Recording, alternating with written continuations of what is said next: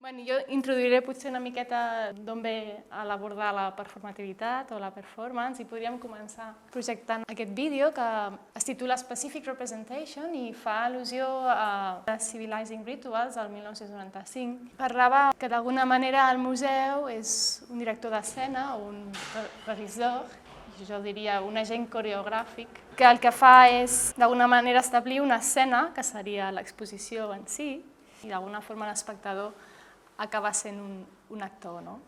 O interpreta aquesta específica representació o performance. D'alguna forma suposo que intento entendre de quina manera es condiciona el comportament de l'espectador, de quina forma el museu media amb la nostra relació amb l'artístic i com s'inscriu la cultura també en el cos. Són gestos que tots interpretem, que tenen el seu origen en el saló del segle XVIII. Doncs al públic se li explicava com havia de gestualitzar, com havia de mostrar interès. Si tots interpretem una espècie de coreografia específica, uns gestos en concret, podria emergir al museu en qualsevol espai. Aquest èmfasi que ha posat ara la Mireia en la qüestió de la repetició del gest. En lloc de parlar, diguem-ne, dels espectadors, en filosofia, quan parlem de performativitat, ens referim bàsicament als agents, als actors. I en principi, si no els actors, a les paraules dites en contextos que pel sol fet de ser pronunciades són ja accions. Si algú va a un jutjat de lo civil i li diuen vostè es vol casar amb no sé qui i diu sí, no només ha dit sí i ha fet una afirmació, sinó que s'acaba de casar. En aquest sentit, diguem-ne, des de la perspectiva de la filosofia hi ha uns textos d'unes conferències, més ben dit, dels anys 50, d'un filòsof que era un gramàtic, podríem dir, Austin, que intentava distingir clarament entre aquelles preferències lingüístiques que eren amb les quals fèiem una acció i aquelles que no. La distinció no és tan clara com semblava d'entrada. Aquest text, aquestes conferències han tingut moltes lectures com la que fa Derrida o com la Judith Butler quan aplica la performativitat, quan diu que el gènere és performatiu, és a dir, és un continu no només de paraules repetides, sinó de gestos, etc. En aquest sentit, diguem-ne, una de les coses que jo penso que és interessant és que en el cas d'Austin el que li preocupa més és quan fracassem, és a dir, quan sabem perfectament que si jo declaro inaugurada la Fira de Mostres no s'inaugura. Cal que sigui una persona indicada en un context determinat i dir unes paraules que són una citació de paraules anteriors. I el que fa Derrida i el que fa la Butler és dir no, és inherent en el performatiu la possibilitat de fracàs. Dit més clar, en la repetició, en la iteració, en la repetició del gest, hi ha la possibilitat de desplaçar-se una mica, de fracassar, d'introduir alguna cosa nova. I en aquest sentit, per exemple, la Butler parla d'això, de ressignificar, és a dir, pronunciar les paraules en contextos que no siguin els previstos, fer la paròdia, o simplement en la repetició de cop emergeix alguna cosa nova. El que, per exemple, Carrie Nolan explica és que la repetició del gest, o el gest en si mateix, produeix una consciència kinestèrica en el cos que fa que el gest mateix en si propi derivi a l'alteració del gest mateix. O emergeixen sensacions que provoquen que un acabi fent variacions. I la Carrie Nolan explica també que el gest, d'alguna forma, comporta aquesta performativitat, en el moment en què està renderitzant o codificant el cos, i a la vegada és una performance perquè posa el cos en un temps i en gestualitzar. No sé si hauríem de distingir entre performance i performativitat o no. Jo diria que sí, tot i que clarament estan emparentats. Però la performance és una escenificació, podríem dir, que té una certa, diguem-ne, coreografia, però que el que la caracteritza és la seva excepcionalitat, diríem. Una performance, diguem-ne, que interrompeix alguna dinàmica, la que sigui. Pel que fa a la performativitat, en fem molts d'actes performatius quan parlem. Però això, diguem-ne, no és un fet insòlit. Podria ser fins i tot un fet previsible que passés.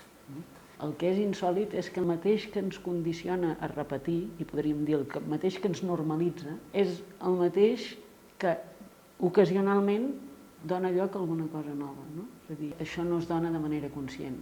És a dir, ens podem esforçar molt per trencar la norma o per entrar en una galeria i començar a fer coses que no són les que es fan, perquè en els performatius la intenció no és l'important.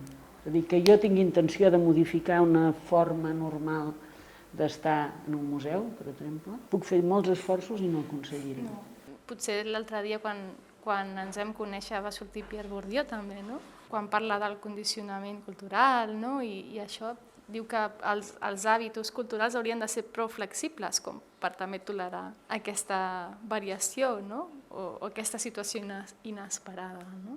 A mi al cap em venia una pregunta i és: tu estàs intentant reflexionar, per dir-ho d'alguna manera, sobre el lloc de l'espectador en el museu, etc. Però tu estàs sent espectadora d'aquests espectadors a la seva vegada, no? Perquè estàs mirant-los des de fora. L'espectador potser ja hauria de deixar de ser espectador i se l'hauria d'anomenar usuari, no? Volia trencar amb aquesta qüestió passiva de la mirada i de la posició passiva de l'espectador, no? No seria un consumidor, no seria un prosumer. Intentant entendre, no? Aquesta qüestió de la distància, no? La distància com quasi la culpable de la mirada passiva, no? Sí, però també, depèn de com ho pensis, la distància també té a veure amb la imaginació. És allò que ens fa present, allò que està absent. La imaginació també és allò que posa una certa distància en allò que ens és massa a prop i que tendeix ponts cap al que és més lluny. No? És a dir, jo penso que la màxima proximitat no permet articular cap paraula, només sentir. You are walking and you don't always realize it, but you are always falling. With each step, you fall forward slightly and then catch yourself from falling. Over and over, you're falling. Aquesta idea de caminar com a caiguda controlada, no? Fer com dues coses alhora, que seria quasi com un performatiu, no? En caminar fas una altra cosa, no? En dir unes paraules et compromets, en caminar estàs caient també. O també al mateix temps la idea que per desplaçar-se cal no suposar que hi ha un camí totalment lliure, sinó justament el que possibilita que ens desplacem és que al mateix temps estiguem caient. En el cas de Derrida sí que té molta consciència o que mostra molt bé com no és el mateix dir unes paraules en el context d'una frase que dir-ho en el context d'una altra frase. El signe en ell mateix no està acabat, porta empremta de la frase anterior, de la paraula anterior, i diguem-ne està a l'espera de la que ve. Les paròdies que la Butler posava en el seu llibre més famós, el de Gender Trouble, la paròdia de la feminitat i de la masculinitat. En la paròdia, diguem-ne, podem endevinar com està constituït el gènere a través de la citació de tot un seguit de gestos que ja estan super exagerats. M'interessa molt del performatiu o de tot aquest tema de la performativitat és el poc paper que hi té la intenció. Em sembla que és una forta consciència de com n'és de contingent o com d'alguna manera una cosa que a la filosofia no li ha agradat mai de pensar, que és que sempre la subjectivitat està situada en un context on hi són els altres i els altres no s'estan quiets. També actuen, reactuen o estan passius quan voldríem que estiguessin. És a dir, que tot el gest que fem està sempre, diguem-ne, depèn, diguem-ne, d'en quin context s'insereix. I per tant, no hi ha possibilitat de controlar totalment. És a dir, fem un gest amb la intenció de, però no necessàriament funciona. Això que és molt desolador, el pobre Kant deia la desoladora contingència, doncs això que és molt desolador al mateix temps és el lloc de la creativitat i de l'emergència del nou, penso.